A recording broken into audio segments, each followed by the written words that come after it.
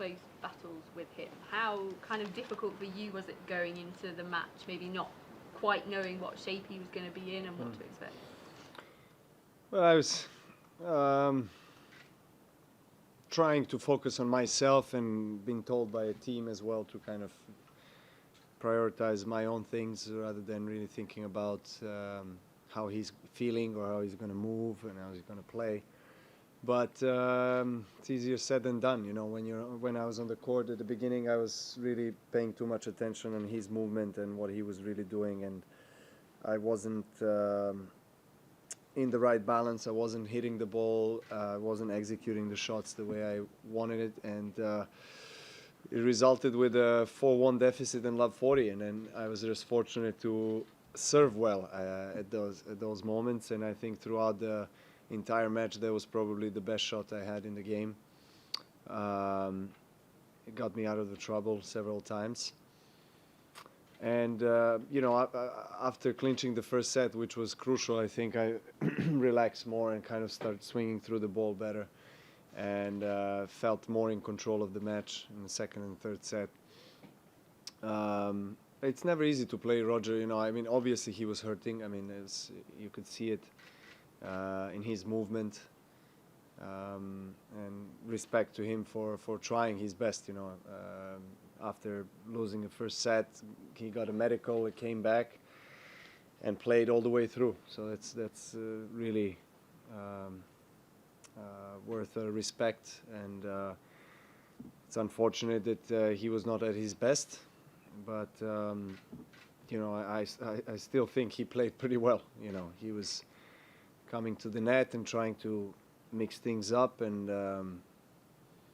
I guess when you're feeling, I don't know exactly to what degree his injury is, but you know, when you're feeling a little bit hurt, you know, you kind of go for your shots even more, and so I was a bit tense at the beginning, but you know, winning the first set was probably the key kind of turnaround point. Going into the final, do you feel you're exactly where you want to be in terms of your game and physically? Yes, I'm pleased with the way I've been feeling and playing. I thought ATP Cup went really well for me and got a lot of hours spent on the court, singles and doubles, and it was a great lead up for Australian Open. Obviously got a lot of positive energy from that competition, and dropped only one set so far up to the finals, and have 2 days of no match right now, which actually is really good. Gives me more time to, you know, recuperate and gather all the necessary energy for the finals. Novak, just curious. I mean, in the press, it kind of amazes us that Federer has been playing for 20 or more years and never retired from a match. As a player, how do you view that?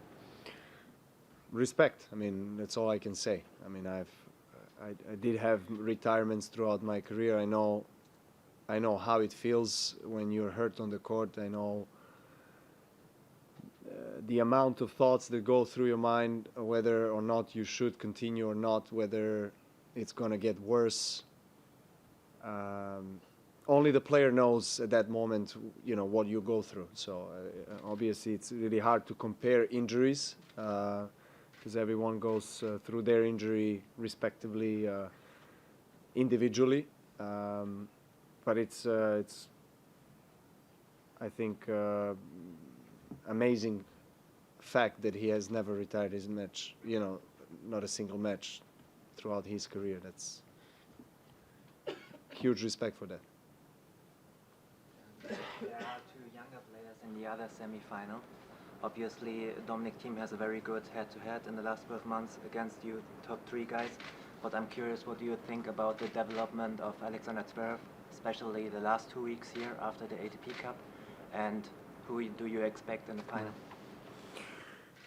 Well, Dominic won our last match. We played against each other, a close one in London. And he played a terrific match against Rafa last night. I watched that, and he's definitely one of the best players in the world. Deserves to be where he is. And it seems like has improved his game a lot on the hard courts because his game is most suitable to the slowest surfaces. The clay, of course, he being his favorite surface, but winning Indian Wells, I think last year, beating Roger in the finals, that probably gave him a lot of confidence that he can win big tournaments on other surfaces as well. And Alex, didn't start the year very well. Watched his matches. I practiced with him in Brisbane during ATP Cup, and he wasn't feeling his best on the court. Not much confidence. And then, it's impressive with the way he has been playing so far in this tournament and building his game and raising the level of tennis that he's been playing. So it's his first semifinals of Grand Slam in his career, so I'm sure that he's motivated, he's pumped to get at least a step further, so it's going to be a really good match to watch. Similar question whether you saw last night's match, but therefore how impressed are you by Dominic Thiem's progress over the last 12 months? Does he represent the biggest threat perhaps, and also the greatest progress in terms of this so-called next generation? Well, I think he's not really anymore a next generation. I mean, he's been around and for many years, and now already established top 5, top 10 player. I mean, played a couple of Grand Slam finals, won Masters events, and played finals of World Tour finals. So I mean, he's already there. It's just a matter of one match here and there that can potentially give him a Grand Slam title, and that he can actually get in the mix of top 3 in the world. I mean, he definitely has the game, he has the experience now, he has the strength, he has all the means to really be there. And he's has improved in the last 12 months playing on the hard court without a doubt, and the results are showing that. Have you seen him play better than he did last night? Excuse me? Have you seen him play better than he did last night? Well, I've seen him play very well on hard court in different conditions. It's a different matchup when you play Rafa, than when you play Roger, who stays closer to the line and takes away the time from Dominic. But it was a tremendous match. I thought they both fought really well, and congrats to him. Novak, you've made a famous habit of climbing a fig tree in the Botanical Gardens. Will that be on your agenda again this weekend? Well, I've been doing it, several times. I just haven't made a photo to share it with you guys, but I've been seeing my good friend for many years. Every year that I come to Australia, that fig tree is my favorite spot. Is my favorite place to be in Melbourne. So I will go there definitely the next couple of days. Novak, your victory over Rafa 12 months ago was described as the perfect display. Do you feel like you're getting towards perfection in this final? And how do you rate your game 2020 compared to 2019? Well, no such thing really as perfection, but you try to get as closest to that. Last year's Grand Slam final performance was probably the best Grand Slam final performance I've ever had against Rafa, who was in form. This year I'll have a different opponent in the finals, so obviously it's going to be a different matchup, different preparation.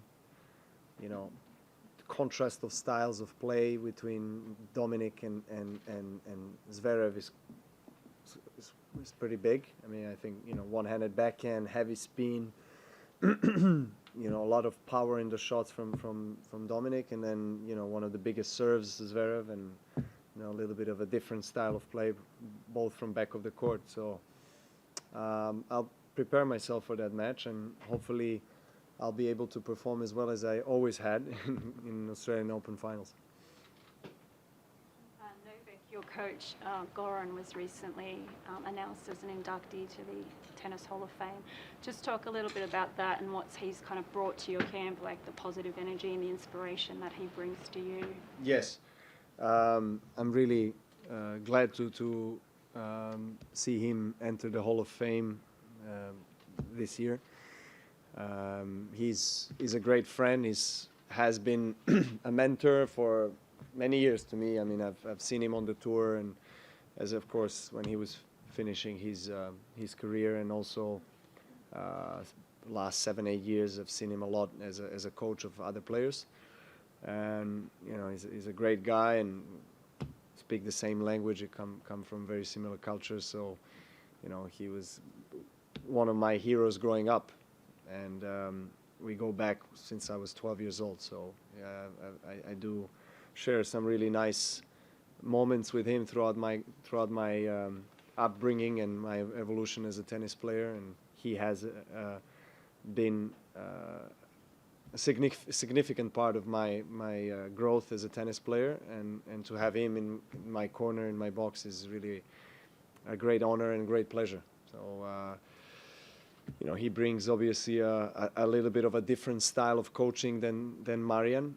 but they are working synergetically very well, and they complement each other. And Goran has always his philosophy has always been less is more, and kind of giving the right information to a player, and then understanding how a player can actually benefit from that.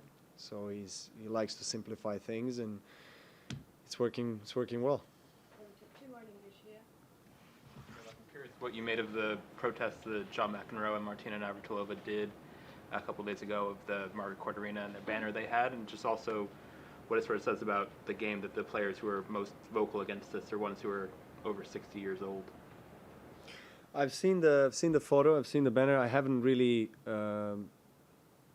looked into that story too much, to be honest. I know what Margaret Court said, and look, there is an obvious difference of the opinion. I mean, Margaret is a huge champion and a tennis hero in Australia and also around the world, and one of the most important tennis players in the history of women's game. So, of course, when she says something like that, it has a huge impact. And I don't support that, obviously, what she said. I don't think it was the right thing to say. But she probably has her reasons, and we have to respect that she has a difference in the opinion, and that's all there is to it. And in terms of what the initiative is of John and Martina, I can't really say much about it. So I'm not as informed about what they are trying to do, but I understand for a lot of people being hurt by the statements. I understand that.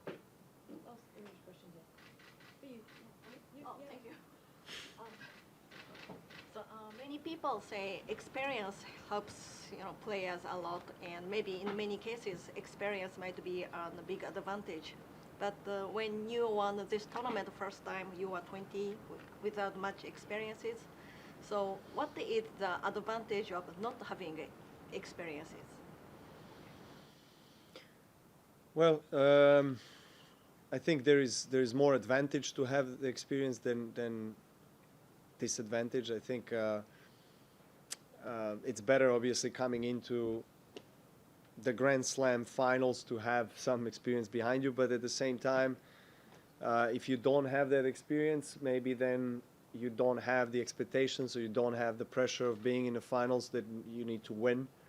But I guess when you're a top player, even though Zverev, for example, has never been to a Grand Slam final, but he's still expected to be there for already quite a few years. People talk about his quality of tennis and him eventually getting there.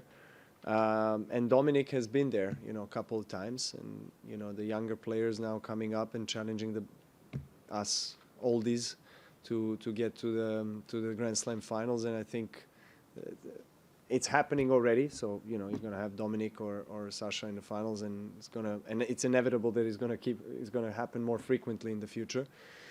And I think it's good for sport. I'm going to try my best to prolong their domination in the Grand Slam as much as possible, and I'm sure Rafa and Roger would agree. But it's going to happen, whether it's this year that we're going to have a new Grand Slam champion, or next year. But it's very soon, and why not? I mean, it's good for our sport. Of course, we need more champions.